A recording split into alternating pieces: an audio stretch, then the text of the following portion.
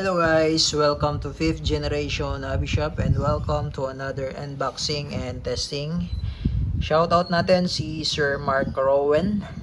Sir, welcome to 5th generation Bishop. Ito na po ang F4 Break Barrel Rifle Air-Powered Hunt by Crossman with Quiet Fire Technology.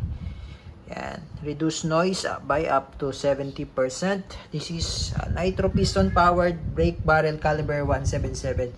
So kagandahan nito, pwede mo siyang balahan ng Gamo Red Fire. Yan. Gamo Red Fire. Yan. So yan po ang F4. So meron siyang free na Gamo Magnum. 7.56 grains, pointed din siya. Yan. Yan yung free. Yan. 7.56 grains Gamo Magnum. Tapos, kagandahan dito sa unit natin na brake barrel, pwede mo siyang balaan ito. Yan yung Gamo Red Fire. For performance. Pagandaan dito sa Crossman F4. Yan yung bala niya, oh, tulis.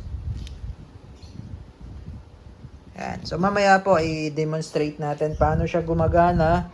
Ito po ay nitro piston, so hindi na po kailangan dito ng CO2. So i-brake nyo lang siya, then gagana na po siya. So may kasama na siyang scope. Yan. Yan, nitro piston powered. Ito na po siya. Okay, so ito po yung mounting. Dalawa kasama niyan, mounting. Ito yung scope. Ayan yung unit. Okay, so setup lang natin. Buksan natin para makita nyo po. Ayan, so ito yung scope.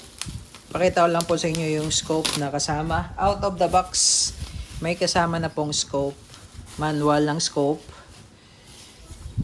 Ito yung scope. Same lang sila ng scope ng Prowler. Yung scope ng Benjamin Prowler caliber 22. And 4x32 ang kasamang scope. Same lang sila. Tapos, ito naman po yung mounting ng scope.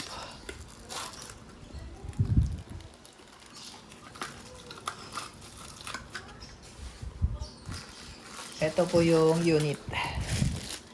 F4.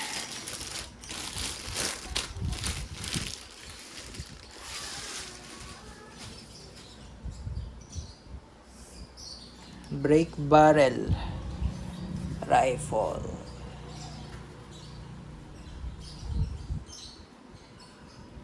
Tagos po dito yung bala sa lata ng sardinas.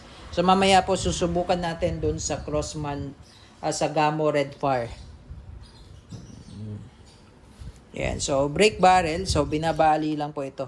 So pagkabali, sampulan lang natin sir, no? Bawal lang po siyang gamitin or bawal siyang iputok ng walang bala.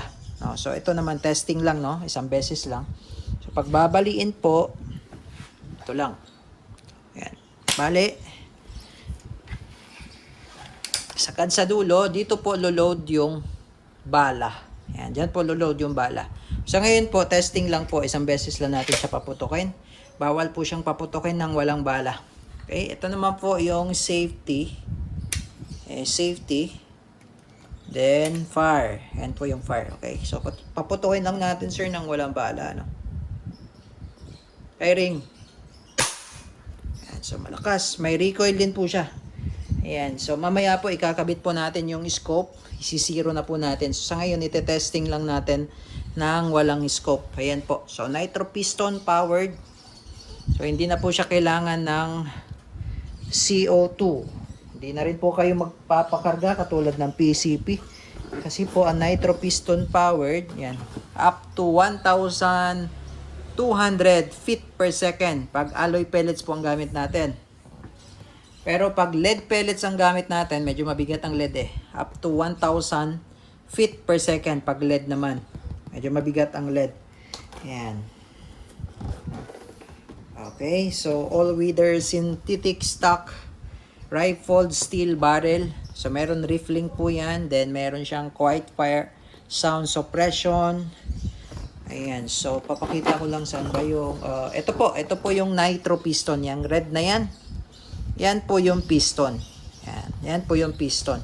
Ngayon po, hindi na kailangang magkarga ng CO2 or magpakarga sa PCP, katulad sa PCP na magpapakarga pa kayo. Bali, ang gagastusin nyo lang po dito ay bala lang. Bala lang. Okay, kasi brake barrel po siya. Yun yung kagandahan dito. Okay, Crossman F4. Caliber 177. Yan, with scope. Okay, so mag-load tayo ngayon ng bala. Papakita ko lang sa inyo kung paano po mag-load, no?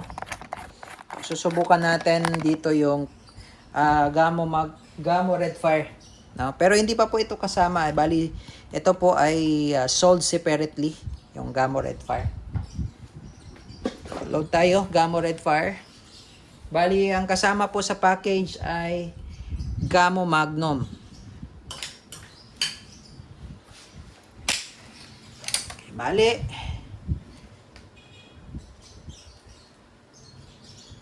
Ayan, so ito po yung bala. So ito po ay single shot po, no? Single shot. Ito yung bala natin, yung Gamo Red Fire. Pasok nyo lang siya dyan. Caliber 177. Ayan po. Pasok. Tapos balik. Ayan. Okay, so single shot po siya. Kada load, putok, then bali ulit, then load. Yun po yun. Pero kung gusto nyo po yung multi-shot, meron tayong Crossman Mission. Yun naman po ay 177 with magazine. Okay? So, testingin natin sa lata, sir.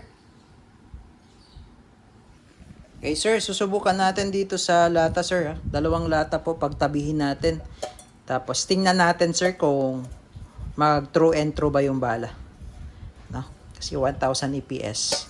Makapal na lata po ito, sir. Susubukan natin, sir.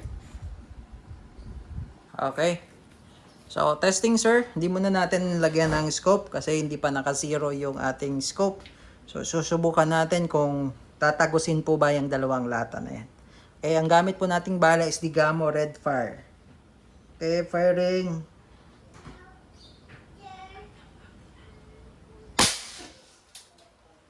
Okay.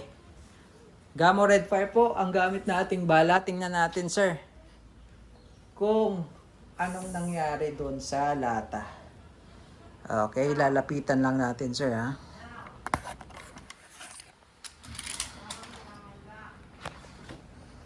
Okay. So, ayan po yung lata. Ito po, oh. So, nakikita nyo na po, napakalaking butas, oh. Ang laki ng butas niya, oh. Diba? So, tumagos siya dito, sir. Ayan, tagos. Ayan, ito naman po yung pangalawang lata. Ayan, yan yung pangalawang lata. At tagos din po, ayun o, tagos din po. Ayun o. So, tumagos po siya sa dalawang lata. At kung mapapansin nyo, ang laki ng butas niya. Ito po yung Gamo Red Fire natin. Napakaliit lang yan. O, napakaliit lang niya, o. Ayan, matulis na yan kasi bumubuka yan. Ayan. Ayan, o, tingnan nyo yung tama at yung pellet. Diba, ang liit lang, o. Pa. Oh. Oh. Diba? So, bumubuka kasi yung pinaka-plastic na to, sir. Ito, bumubuka to. Ito. Ito pinaka, ano niya, dulo. Ayan. So, ngayon, sir, ilalagay muna natin siya ganyan, no? So, lalagay natin siyang ganyan, yan. So, subukan naman natin ngayon yung Gamo Magnum. Yung free niya, no? Yung free. Ito kasi sold separately po yung Gamo Red Fire. Yan, matulis na yan. Okay, so mag-load tayo ng Gamo Magnum tapos titingnan natin kung tatagos pa rin. Okay. So load lang tayo, sir, ng Gamo Magnum. So kasal lang natin.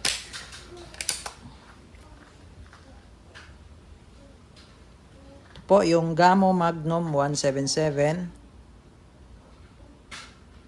Lead pellets po. Ayan. So, pack lang natin. Then, testing. Okay. So, titingnan natin kung tatagos pa rin. Okay, firing. Okay. Malakas po siya, no? Malakas. So, tingnan natin kung ano po yung result. Okay, yung Gamo Magnum po ang gamit natin ngayon. Yan yung tama. Kanina, ito yung kanina. Yan, oh. Pabinaliktad lang natin. So, ito yung Gamo Magnum. So, ang Gamo Magnum, tagos pa rin, oh. So, bali, 4 na butas na po ito. Yan. So, ito yung sa Gamo Magnum. Ito yung sa Red Park kanina. Yung sa Gamo Magnum. Yan. Tapos, dito siya lumusot. Ayan, oh. Nakain ng tama, oh. Tapos, dito siya tumagos. So, bali, ito po 4 na butas na rin po yan. Ayan. 1, 2, 3, 4. So, tagos pa rin po kahit yung sa Gamo Magnum po yung gamit natin. So, talagang tagos sa lata. F4, Crossman F4. Ayan, so malakas po. 1,000 EPS lead pellets up to 1,200 FPS naman kapag alloy pellets. Kasi mas magaan yung alloy pellets. Ayan, pero nyo yan, oh. Ang lata. 1,000 EPS. Talagang tagusan mo yan. Okay, yun lamang po. Crossman F4 brake barrel. Hindi na po kailangan dito ng CO2 o anong mga pump o anong mga PCP refilling. So, kailangan lang dito ay bala. Yun lang po kasi brake barrel, nitro piston powered.